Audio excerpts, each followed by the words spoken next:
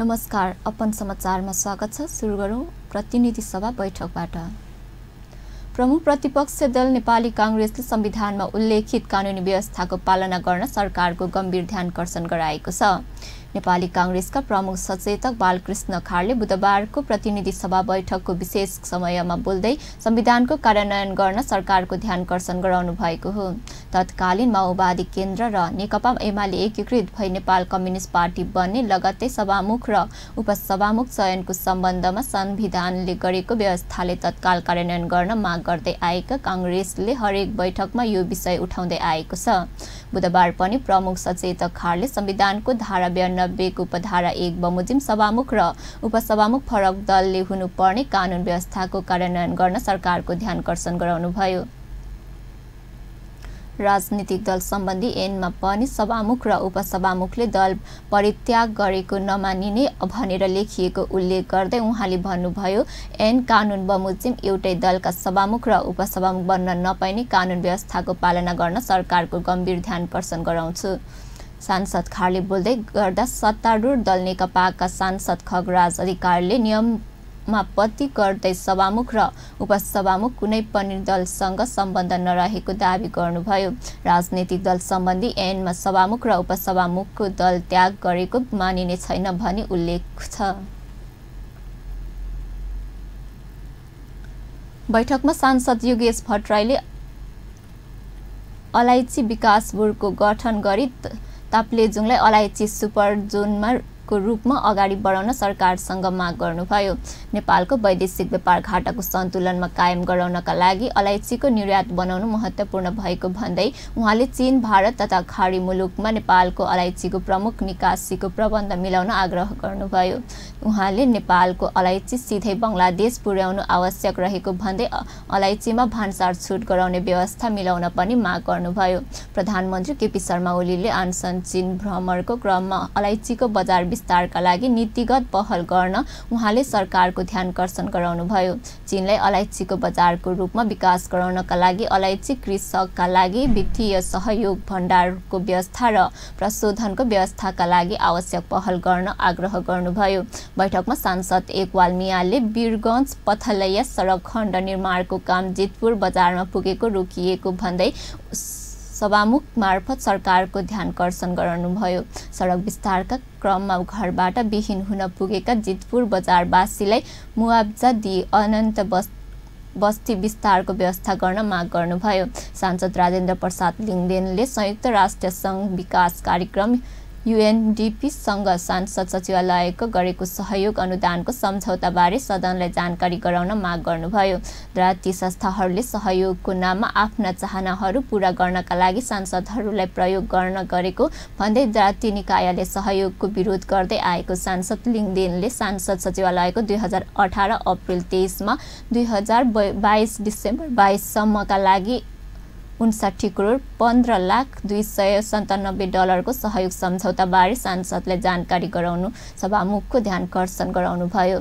सहयोग सम्झौता सम्बन्धी परियोजना नम्बर 00049990 समेत उल्लेख गर्दै उहाँले सोही शीर्षकमा सरकारको 37 लाख रकम विनियोजन गरेकाले दोहोरो रकमको व्यवस्थापन एउटै शीर्षमा किन गरियो भनी प्रश्न गर्नुभयो।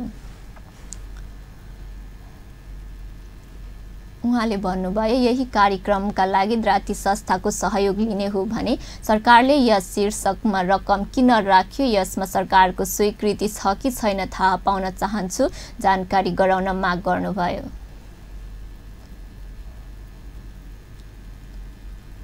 पिछाडिएका समुदायको विकासका लागि विशेष कानून बनाउन ढिलाइ नगर्न सरकारसँग आग्रह गरेका छन्।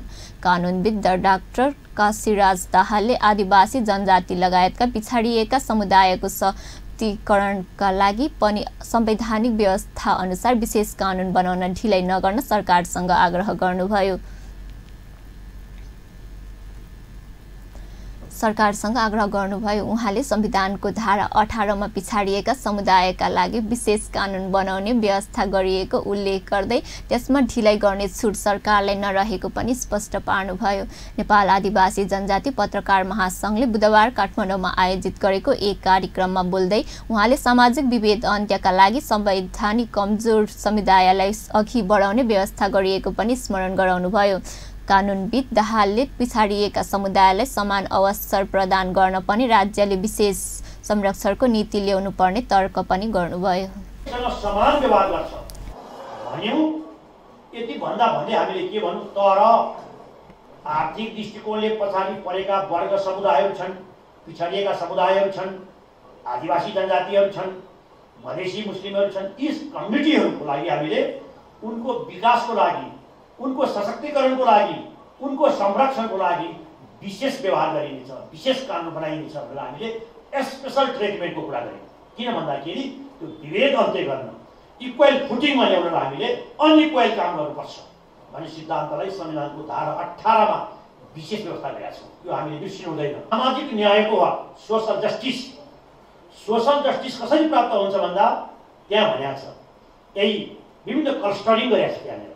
त्यहाँ भनेको छ आदिवासी जनजाति विभिन्न किसिमको चाहिँ मधेसी मुस्लिम दलित आदि इत्यादि सबै कुरा, अशक्त अपाङ्गता सबै क्षेत्रको चाहिँ राज्य व्यवस्थामा सहभागिता, समावेशी, समानुपातिक एउटा इन्क्लुसिभ रिप्रेजेन्टेटिभ हुनुपर्छ। हाम्रो विगतको द्वन्द्व किन भयो? अझ धेरै मुलुकको तपाईँले अध्ययन गर्नुभयो भने 3टा कारणबाट द्वन्द्व मुलुकहरूमा बढेको विगतको हाम्रो अनुभवहरू छ। एउटा पहिचानको द्वन्द्व, आइडेन्टिटी, मान्छेले पहिचान खोज्यो। अर्को के खोज्यो?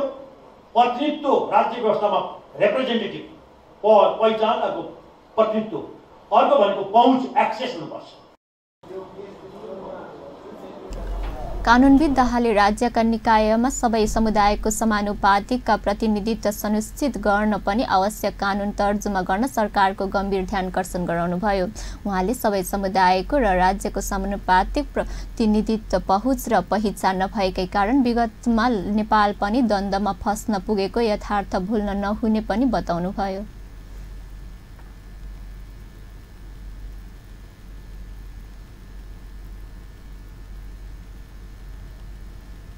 नयाँ शक्ति पार्टी स्थापना भएको 2 वर्ष पूरा भएको छ।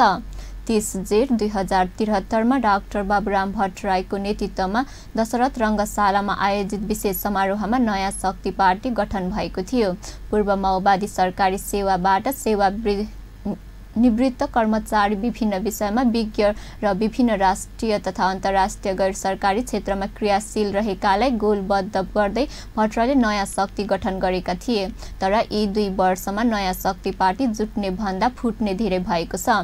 यस अवधिमा स्पष्ट दृष्टिकोण सहित पार्टी अगाडि बढ्न नसकेपछि समस्या देखिन थाल्यो। नयाँ शक्तिको गठनमा युवा जमातको आकर्षक देखिएन भने कम्युनिस्ट स्कुलिङ र गैर कम्युनिस्ट स्कुलिङ बीच अन्तर्द्वन्द बढ्दै गएपछि पार्टी थप कमजोर हुँदै गयो। पार्टीमा असन्तुष्टि सुरु हुँदै गएपछि सबैभन्दा पहिला वाम बुद्धिजीवीका रूपमा सङ्गठित मुमाराज खनालले नयाँ शक्ति पार्टीबाट अलग भएको घोषणा गरे। त्यसै लगत्तै पूर्व अर्थ सचिव रमेश्वर खनालले 1 चैत 2073 सालमा नयाँ शक्ति छाडे। पार्टीका सुरक्षा तथा अनुसन्धान विभाग प्रमुख समेत रहेका पूर्व डिआइजी गणेश राई पनि 1 वर्षसम्म पार्टीमा टिक्न सकेनन्। स्थानीय तहको निर्वाचनमा सोचे अनुरूप नतिजा नआएपछि नेता देवेन्द्र पौडेल सहित 15 जना नेताले गत 2 भदौमा नयाँ शक्ति छोडे। पौडेल सहितको टिममा पूर्व माओवादी नेता कार्यकर्ता थिए। त्यस लगतै रामचन्द्र झा र रामकुमार शर्मा नयाँ शक्ति छोडी माओवादी केन्द्रमा प्रवेश गरे।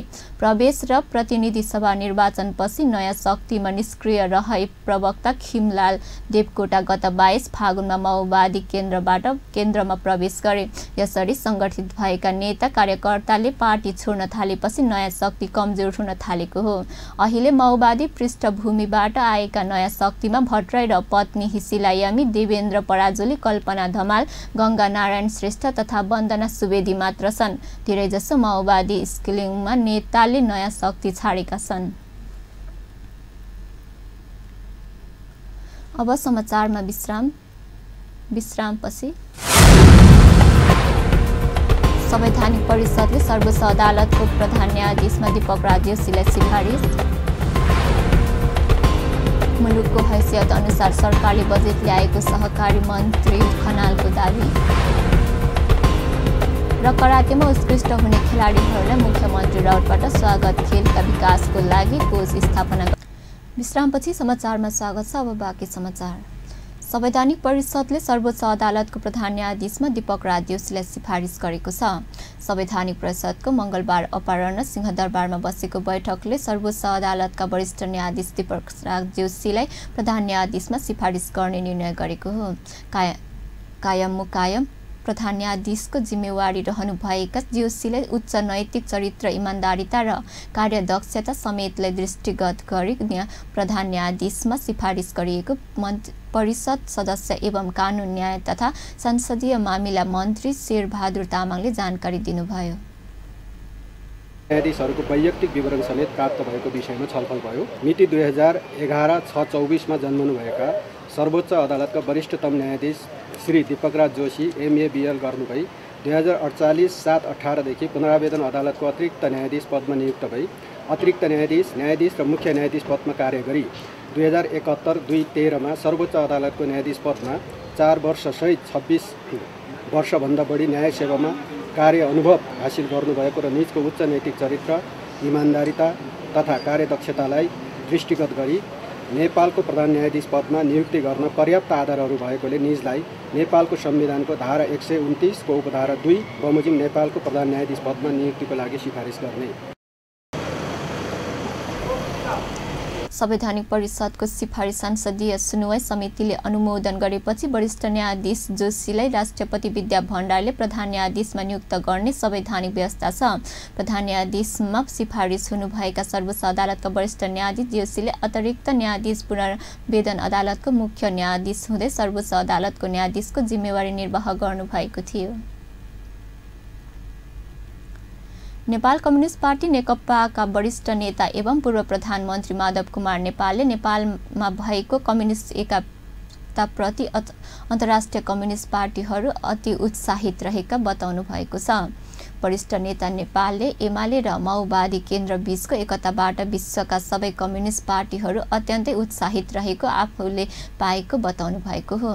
ब्राजिलमा आयोजित इन्टरनेसनल पिपुल्स एसेम्ब्लीमा भाग लिएर मंगलबार स्वदेश फर्किनुभएका उहाँले त्रिभुवन अन्तर्राष्ट्रिय विमानस्थलमा सञ्चारकर्मीमा विश्वका सबै कम्युनिस्ट पार्टीहरू नेपालको कम्युनिस्ट पार्टीले पाएको सफलताबाट उत्साहित रहेको पाइएको प्रतिक्रिया दिनुभयो। त्यसक्रममा नेपालमा मार्क्सवादबारे नियमित कक्षा चलाउन मदन भण्डारी एसियन स्कुल स्थापनाका लागि वरिष्ठ नेता नेपाल र नेपाल कम्युनिस्ट पार्टी नेकपाका प्रवक्ता नारायण काजी श्रेष्ठले ब्राजिल स्थित फ्लोरेस्टन फर्नान्डेज नेशनल स्कुलको पनि अवलोकन गर्नुभएको थियो। स्कुलको प्रशिक्षण कार्यक्रममा समेत सहभागी भएर शिक्षण सिकाइका अनुभव पनि ग्रहण गरिएको वरिष्ठ नेता नेपालले जानकारी दिनुभयो। विद्यार्थीलाई क्लास पनि लियौँ, हाम्रो तर्फबाट चाहिँ उनीहरूलाई त्यहाँको स्कुलमा हाम्रो तर्फबाट दियो। एकातर्फ दुईवटा कुरा भयो, एउटा भने बडा एउटा पिपुल्स एसेम्ब्लीको मिटिङमा पनि हामी सहभागी भयौँ, एसेम्ब्लीको मिटिङमा पनि हामी सहभागी भयौँ। र त्यसपछि अर्को कुरो भनेको चाहिँ यहाँ स्कुलले क्लास लिने गर्दछ, त्यो क्लासमा पनि हामी सहभागी भयौँ। त्यसबाहेक त्यो चाहिँ MST भन्ने संस्थाको विभिन्न ठाउँहरूमा प्रभावबाट यससँग सम्बद्ध भएका व्यक्तिहरूले बस्ती बसालेका छन्। टेम्पोररी बस्ती भन्ने क्याम्प भनेर र नेपाल कम्युनिस्ट पार्टीका प्रवक्ता श्रेष्ठले नेपाल कम्युनिस्ट पार्टीले प्राप्त गरेको सफलताका विषयमा पनि अन्तर्राष्ट्रिय कम्युनिस्ट पार्टीहरूसँग छलफल गरिएको बताउनुभयो। उहाँले नेपाल कम्युनिस्ट पार्टीको सफलताका कारणबारे विश्वका सबै कम्युनिस्ट पार्टीहरूले गहिरो चासो व्यक्त गरेको पनि बताउनुभयो। जो अन्तर्राष्ट्रिय कम्युनिस्ट वामपन्थी तथा क्रान्तिकारी पार्टी र सङ्गठनहरूको त्यहाँ अन्तर्राष्ट्रिय प्रकारको एसेम्ब्ली सम्मेलन थियो।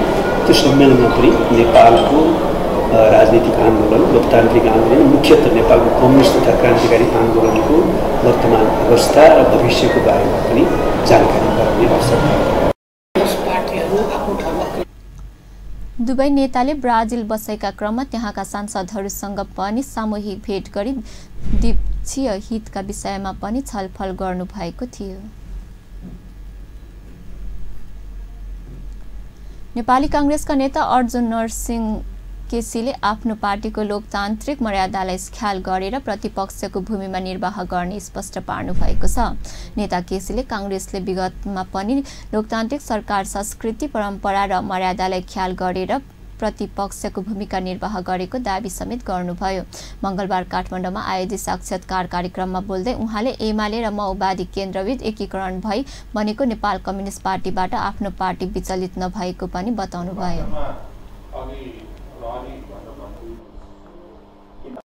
पार्टी जुन ढङ्गले बनेको छ त्यसलाई मैले सुरुको दिनदेखि तपाईँसँग ट्र्याक रेकर्ड छ भने जुन दिन एकता गरेर चुनावमा जानुभयो त्यही बेला भनेको थिएँ कि पोजिटिभ डेभलपमेन्ट आपसको एकताबाट हामी अल्बलिनु पर्ने र चिन्तित हुनुपर्ने छैन। उहाँहरूको बिचमा एकता पनि भयो, चुनाव पनि जित्नुभयो, सरकार निर्माण पनि भएको छ र सरकारले कार्यक्रम नीति र कार्यक्रम समेत पनि प्रस्तुत गरिरहेको छ।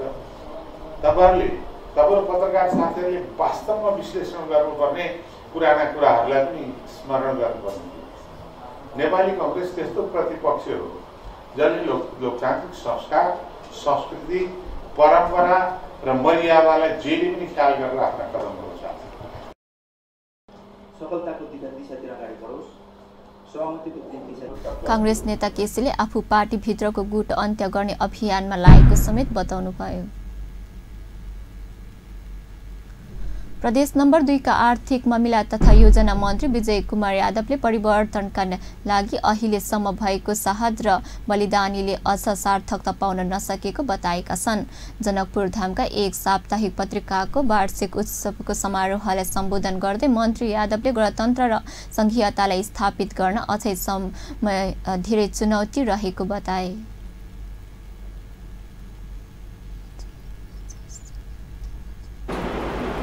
एक उपलब्धि के रूप में अपना सब जनकपुर के बात कर रहे थे। जनकपुर भीतर में रहल संस्कृति के बात कर रहे थे, वो जो शिक्षा के बात कर रहे थे, वो जो किसान के समस्या के बात कर रहे थे। इस सही में विगत से परिवर्तन और शहीद के बलिदानी पश्चात यह गैर उपलब्धि में है, लेकिन ये उपलब्धि सही में अगर विश्लेषण किया जाए, बहुत विश्लेषक सब है, राजनीतिक विश्लेषक सब मंच पर वो जगह उपस्थित बुद्धिजीवी सब क्या जाते हैं कि पूर्ण लक्ष्य प्राप्त हो गया। नेताजी सब है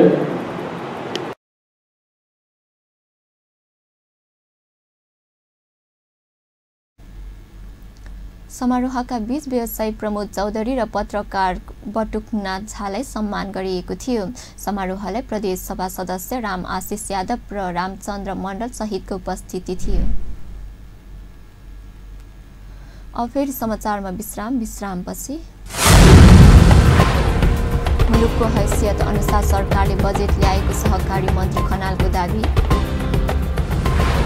र करातेमा उत्कृष्ट हुने खेलाडीहरूलाई मुख्यमन्त्री राउतबाट स्वागत, खेलका विकासको लागि कोष स्थापना गरिने जानकारी। विश्रामपछि फेरि समाचारमा स्वागत छ। अब बाँकी समाचार। कृषि भूमि व्यवस्था तथा सहकारी मन्त्री चक्रपाणी खनालले मुलुकको हैसियत अनुसार सरकारले बजेट ल्याएको दाबी गर्नुभएको छ। मन्त्री खनालले मुलुकको धरातलीय यथार्थलाई आधारित बनाएर ल्याएको बजेटलाई आलोचना गर्नुको कुनै औचित्य नरहेको तर्क समेत गर्नुभयो। मंगलबार बजेटको समीक्षा सम्बन्धी कार्यक्रममा बोल्दै उहाँले निर्यात व्यापार घाटामा रहेको मुलुकको बजेटको आधार ठूलो बनाउने अपेक्षा कसैले पनि गर्न नहुने पनि बताउनुभयो। उहाँले सरकारले स्थानीय तहलाई आवश्यक बजेट छुट्याएको पनि बताउनुभयो। बजेटले समात्नु के पर्थ्यो र पर्दछ भने पहिलो कुरा 3 तहको सरकार छ यहाँ भन्ने कुरा भुल्नै हुन्न। त्यसो गर्दा स्थानीय तहलाई राम्रै समात्या छ बजेटले। त्यो त आफ्नो हैसियत अनुसार गर्ने कुरा हो। यो देशको हैसियत त्यति हो कि हामीले हाम्रो उत्पादन, हाम्रो श्रम बाहिर पठाएर हामीले निर्यात गरे बापत पाउने पनि असाध्यै सानो र चाहिँ लाखौँ मान्छेहरूले कमाएर पठाइदिने एउटा हिस्सामा बाँचिरहेका मान्छेहरूले बनाउने बजेटको आकार धेरै ठुलो हुन्न जस्तो लाग्छ कि मलाई, धेरै ठुलो हुन्न जस्तो लाग्छ। किनभने चितवन, नवलपरासी, रूपन्देही र कपिलवस्तु यो ठ्याक्कै 4वटा जिल्ला मिलाए जस्तो इजरायल रहेछ। त्यही भित्र पनि चाहिँ गाजा र प्यालेस्टाइनको घडेरी वितरण, यो प्यालेस्टाइन, यो गाजा, यो प्यालेस्टाइन यस्तै गरेर गएको घडेरी भएको त्यो देश। भूमि व्यवस्था तथा सहकारी मन्त्रालय मन्त्री खनालले उत्पादन र उत्पादकता वृद्धिका लागि सरकारले बजेटमा उच्च प्राथमिकता दिएको दाबी पनि गर्नुभयो। उहाँले करको दर बढाएर मुलुकको अर्थतन्त्र धनिएको पनि स्मरण गराउनुभयो। अब खेल समाचार।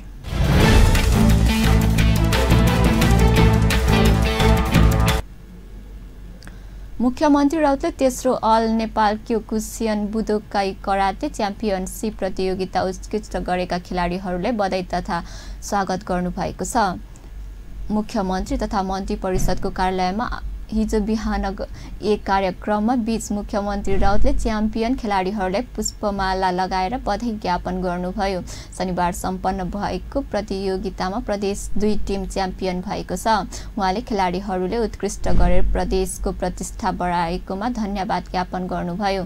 खेल विकासको लागि कोष स्थापना गर्न लागेको उहाँले जानकारी दिनुभयो। सो अवसरमा सामाजिक विकास मन्त्री नवल किशोर शाहले च्याम्पियन टोलीलाई 1,01,000 नगद सहयोगको घोषणा गर्नुभयो। खेल विकासमा प्रदेश सरकार गम्भीर रहेको सामाजिक विकास मन्त्री शाहले बताउनुभयो। प्रदेश 2 ले 7 स्वर्ण पदक सहित कुल 19 पदक जित्दै टिम च्याम्पियन बन्न सफल भएको छ। प्रदेश 2 की रूपा मान्छी प्रतियोगिताको बेस्ट फाइटर बइन खेलाडी उत्पादनमा लागेका प्रशिक्षक र अफिसियलहरूलाई पनि मुख्यमन्त्री राउतले धन्यवाद ज्ञापन गर्नुभएको थियो। सो अवसरमा भूमि व्यवस्था, कृषि तथा सहकारी मन्त्री शैलेन्द्र शाह, आर्थिक मामिला तथा योजना राज्य मन्त्री उषा यादवको उपस्थिति थियो। अन्त्यमा मुख्य समाचार पुनः एकपटक। संविधानमा उल्लेखित कानुनी व्यवस्थाको पालना गर्न सरकारको प्रमुख प्रतिपक्षी दल नेपाली कांग्रेसको गम्भीर ध्यानकर्षण। पिछाडिएका समुदायको विकासका लागि विशेष कानुन बनाउन ढिलाइ नगर्न सरकारसँग आग्रह। नयाँ शक्ति गठनको 2 वर्ष पूरा आज स्थापना दिवस मनाइँदै। संवैधानिक परिषदले सर्वोच्च अदालतको प्रधान न्यायाधीशमा दीपक राजयोशीलाई सिफारिस। र करातेमा उत्कृष्ट हुने खेलाडीहरूलाई मुख्यमन्त्री राउतबाट स्वागत। खेलका विकासको लागि कोष स्थापना गरिने जानकारी।